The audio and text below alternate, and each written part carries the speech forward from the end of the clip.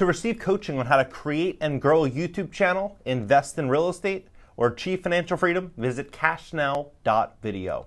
Hey, what's up guys? John here. Did you know that luxury real estate developers are now being requested to build safe rooms in their properties? We're seeing crime go through the roof in Los Angeles, Chicago, Boston, Philly, New York.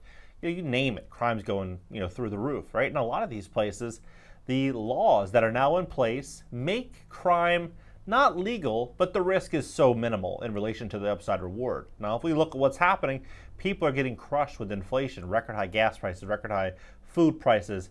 Everything is getting much more challenging. And so if you set up an environment where you have a divided and angry society and you reduce the consequences for being caught for a crime, then ultimately what's going to happen is you're going to have people that are going to be open-minded to doing things that they otherwise would have never done, right? And that's what's happening right now. We have Ken Griffin, who's one of the richest Americans, private equity, founder of Citadel. He's now relocating from Chicago to Miami, Florida, right? And why?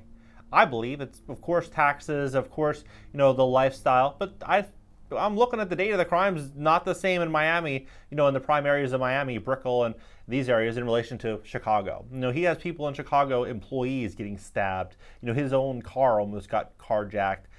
People are getting robbed left and right. And so when you're out there working hard and you have to worry about your own safety, what are you going to do? If you have the money, you're going to relocate, right? And so what I believe we're witnessing right now is the beginning stages of mass relocation of the wealthy, the rich, leaving cities where crime is essentially legal and going to places where they have a little bit more safety. Because at the end of the day, what's more important than your safety and your health? Nothing, right? So if they have the money, they're going to go put that priority. They're going to put that as first position. And take a look at this. So demand for safe rooms skyrockets in Los Angeles. Amid crime concerns, wealthy homeowners seek to install panic rooms with some steel-encased versions running up to $1 million to build, while one Malibu project included a secret tunnel out to the beach, right? So they can escape from their house and go out a secret tunnel to the beach to where they can try to run up the beach, right? What I believe is also going to be a very common trend is I think we're going to start seeing people downsize from the Escalade going to the Honda Pilot, from the Porsche going to a Camry, doing things like this, even though they're not financially pressed to many of these people to do it, but to take the attention off them. Nowadays, wearing a nice Rolex or a Patek or one of these beautiful watches, one of these collector's pieces, is so risky because you're putting a target on your back, right? And the same thing with these luxury cars. You pull up to a restaurant in West Hollywood or in Manhattan off Central Park, you pull into any of these areas, a beautiful car, a beautiful watch, you're asking for trouble. That's what's happening right now. And a lot of these people, they know who they are due to social media. So you have social media attention, and that social media attention, then brings further attention. People start looking into you, and then like all of this continues to escalate. We're seeing this across the board. I think it's very early, but we're witnessing it right now. To look at LA crime targeting rich, staffs mayor's race to billionaire Caruso. Residents are installing panic rooms, seeking a district attorney recall, and leaning towards a billionaire developer in the mayor's race. New York City, for example, right now, New York City's lawless policies, not compassionate to those hurting the most. Ken Griffin, so look at this. Billionaire Ken Griffin said Thursday he is moving the global headquarters of his hedge fund from Chicago to Miami, becoming the latest large company to move out of Illinois, following exits from Boeing and Caterpillar in recent weeks. Griffin said in a letter to his employees viewed by Forbes he had not personally moved to Miami, that he had personally moved to Miami, and that subsidiary Citadel Securities would also make the move to Florida. Griffin said his views that Florida as a better corporate environment in the letter, but he has previously criticized DeSantis' decision to go after Disney, right? The billionaire did not mention crime rates as the reason for relocation, but he told the Wall Street Journal in April that he was considering moving to the company headquarters because incidents involving Citadel employees in the city, including a colleague who was mugged at gunpoint and a colleague who was stabbed on the way to going to work. The move will be a multi-year process, and some of the company's 1,000 Chicago-based employees are expected to stay, though a Citadel spokesperson said the company expects for a few hundred employees to be based in Florida by next year.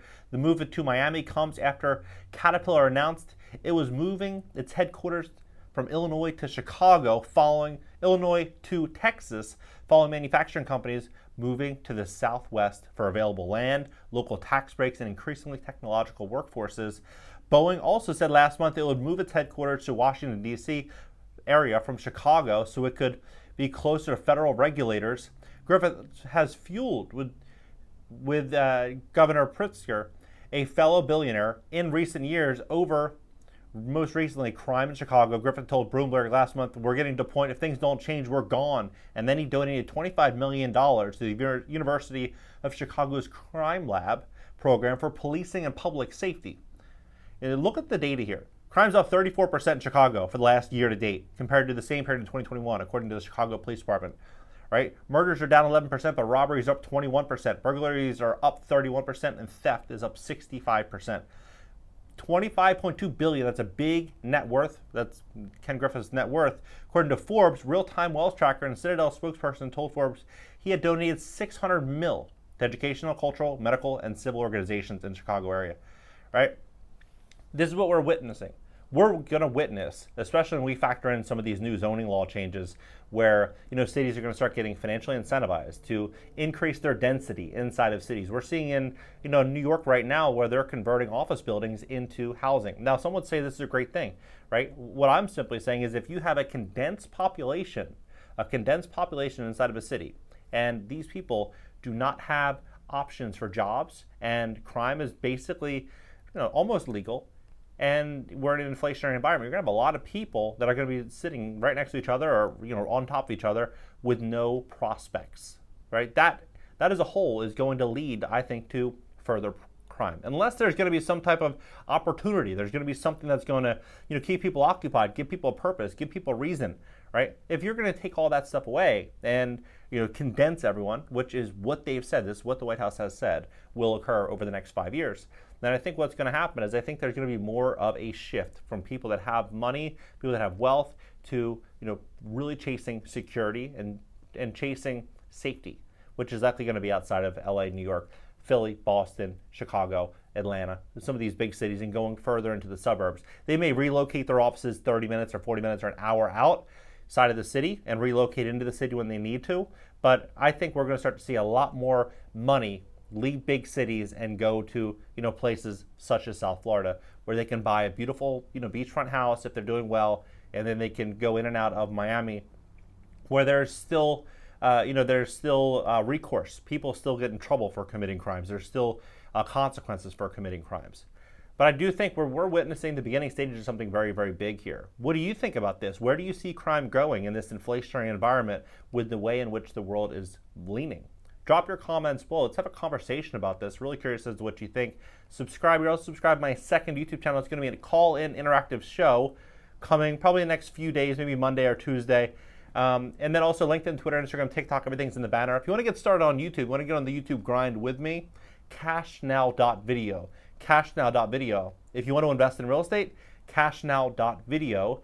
And if you need help with your credit score, I have an in-house credit repair team. They're absolutely amazing. Cashnow.video. All right, guys, I'll catch you in the next one.